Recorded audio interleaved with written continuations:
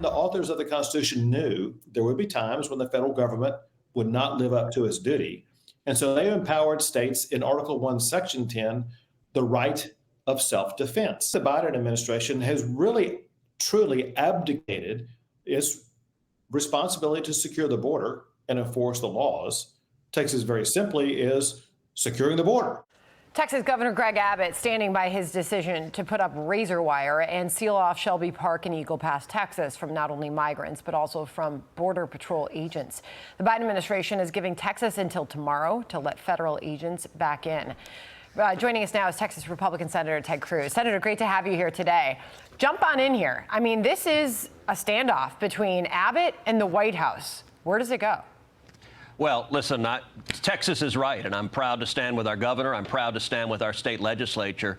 Joe Biden has created a crisis, and he has created what is an invasion of the state of Texas, and it's an invasion of the country. Under Biden, 9.6 million illegal immigrants have come into this country. This is deliberate. It is massive. And under federal law, it is the federal government's responsibility to stop this. But Joe Biden and the Washington Democrats are defying federal law. And so the state of Texas is stepping up and saying, we're going to defend ourselves. And Greg Abbott is exactly right that Article 1, Section 10 of the Constitution gives states the authority, what Justice Scalia referred to as the sovereign rights of states, to protect themselves from an invasion. That's what Texas is doing. Well, So, Senator, you've heard the president time and time again saying that, look, I want to resolve this border crisis. We know it's a problem, but we need Congress to give us the money to do it. And the Senate is working on this border bill. You have blasted it, obviously. And now there's this other reporting coming out suggesting that maybe the Mitch McConnell and leadership is pulling back their support for it. What is going on there? Are Republicans really going to back away from an issue that they keep saying needs to be solved? So let me break that into two pieces. You started by what Biden is saying, and I'll tell you what Biden is saying on that. There's a technical term for that. That's called a lie. And it's not just a little bit of a lie. It is a brazen, it is the definition of chutzpah. Here's why. When Joe Biden became president, he inherited the lowest rate of illegal immigration in 45 years. He inherited great success. And he deliberately broke the border. He opened up the border. 3 decisions caused this crisis. His first week in office, Joe Biden halted construction of the border wall. He reinstated catch and release, and he pulled out of the incredibly successful Remain in Mexico agreement. And those decisions caused illegal immigration to skyrocket. Now, the reason he's lying, he doesn't need more money.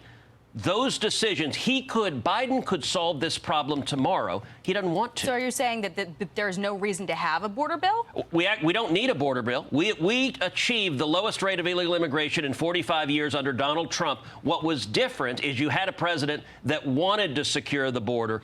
Joe Biden is defying the law right now. And so you asked about the border deal. Listen, I'm all for using every leverage we have to try to force Biden to comply with the law.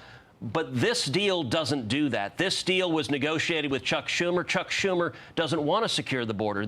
He looks at 9.6 million illegal immigrants, and what he sees is future Democrat voters, and he's willing to overlook the death, the suffering, the women and children being brutalized by human traffickers. All of those are acceptable prices to pay for Democrats to stay in power. I mean, it's coming down to a simple question, Senator. Do we have a border?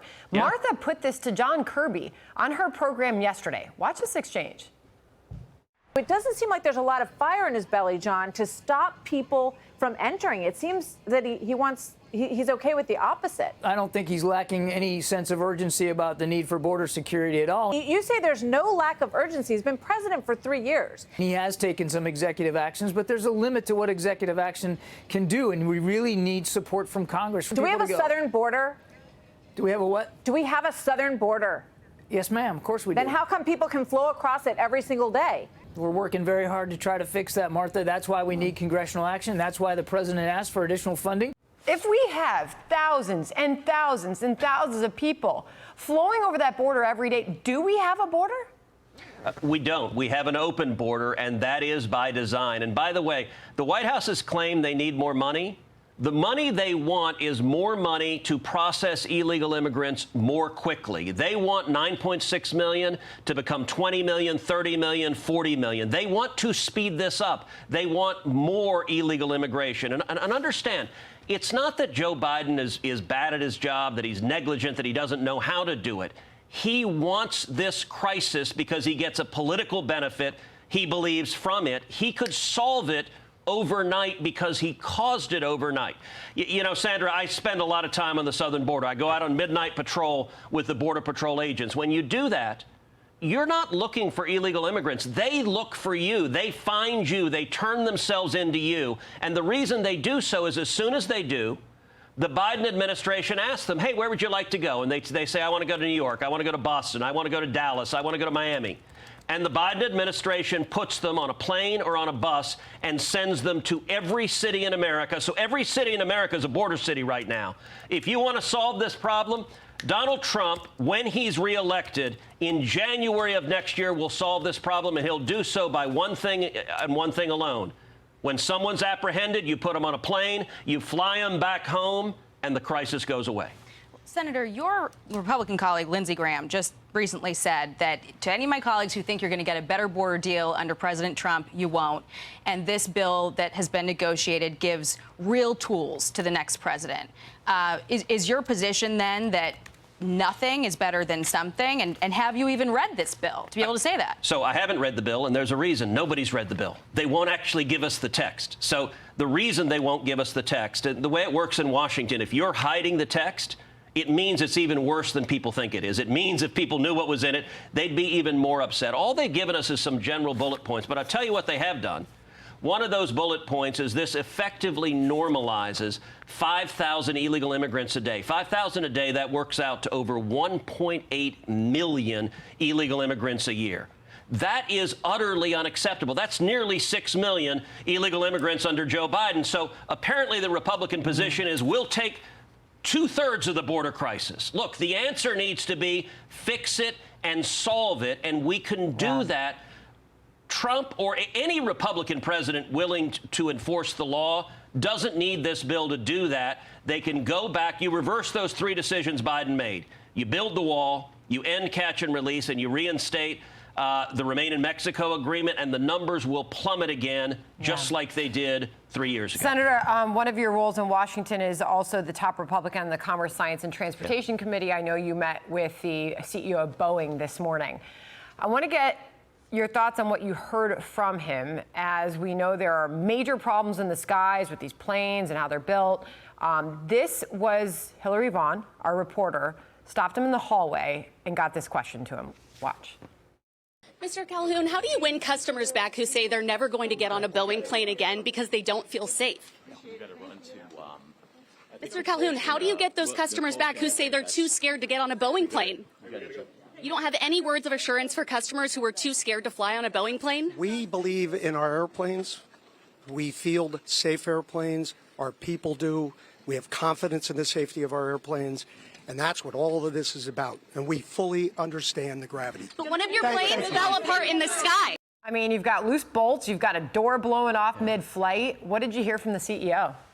Well, I spent about an hour this morning meeting with the CEO in my office, and I expressed to him I'm very concerned. I think Texans and Americans are very concerned about the accident that happened on Alaska Airlines, a door blowing out of a plane while it's flying at 16,000 feet. It is a miracle that no one was killed in that accident. It's a miracle that there were not more serious injuries.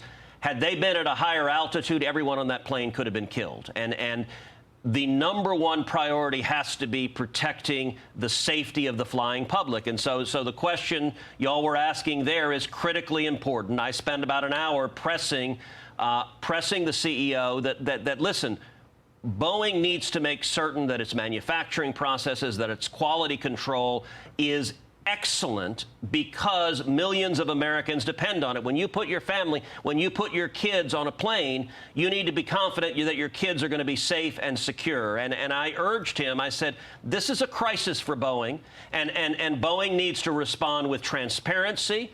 In Congress, the Commerce Committee, we are engaged in an investigation right now to determine exactly the causes of this accident. Last week, I brought in both the FAA and the National Traffic Safety Board to brief members of the committee. That their investigation is ongoing. I think soon we will get a preliminary report, but we need to make certain this accident never happens again.